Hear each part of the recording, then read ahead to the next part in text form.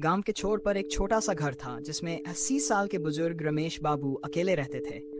उनकी जिंदगी में अब कुछ खास नहीं बचा था। पत्नी का देहांत कई साल पहले हो गया था और इकलौता बेटा अमेरिका में बस चुका था। रमेश बाबू का दिल अब भी गांव की मिट्टी से जुड़ा हुआ था, जहां उन्होंने अपना पूरा जीवन बिताया था। रमेश बाबू के लिए हर दिन एक जैसा होता था। सुबह उठते, मंदिर जाते, भगवान के सामने दीप जलाते, फिर अपनी पुरानी कुर्सी पर बैठकर अखबार पढ़ते। आंखें अब कमजोर हो चुकी थी, लेकिन उनका दिल अब भी जवान था। वह बस यही चाहते थे कि उनका बेटा एक बार वापस आए, लेकिन समय की व्यस्तता और आधुनिक जीवन की भागदौड़ ने बेटे को गांव से बहुत दूर कर दिया था।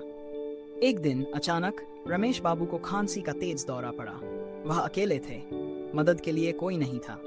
खांसी बढ़ती गई और सांस लेने में दिक्कत होने लगी। वह सोचने लगे, शायद अब मेरा समय आ गया है।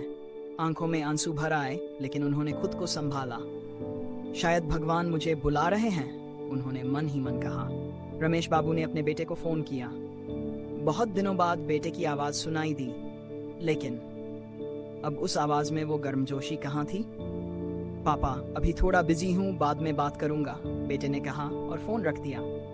फोन की आवाज जैसे रमेश बाबू के दिल में खंजर की तरह चुभ गई। रमेश बाबू का दिल टूट गया।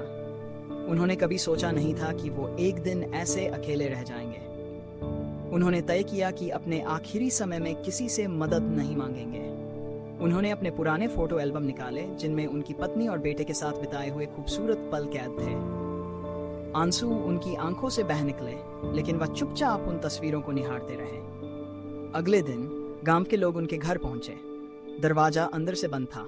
कई बार आवाज दी, पर कोई जवाब नहीं मिला। अंततः दरवाजा तोड़ा गया और रमेश बाबू को उनकी कुर्सी पर बैठे हुए पाया गया। लेकिन अब उनकी आत्मा इस दुनिया से विदा ले चुकी थी। उनके चेहरे पर एक अजीब सी शांति थी, जैसे वह अब अपने भगवान से मिल चुके हों। गांव वालों ने रमेश बाबू का अंतिम संस्कार किया।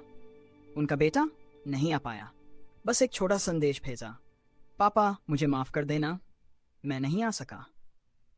इस तरह रमेश बाबू की जिंदगी खत्म हुई, लेकिन उनकी आखिरी ख्वाहिश अधूरी रह गई, अपने बेटे से एक बार मिलना। उनके जाने के बाद गांव वालों ने उनकी याद में एक छोटा सा मंदिर बनवाया, ताकि उनकी आत्मा को शांति मिल सके। ये कहानी हमें सिखाती है कि माता पिता का प्यार और उनकी ख्वाहिशें कभी भी नजरअंदाज नहीं करनी चाहिए। जिंदगी में चाहे कितनी भी व्यस्तता हो, अपने बुजुर्गों का ख्याल रखना हमारी जिम्मेदारी है।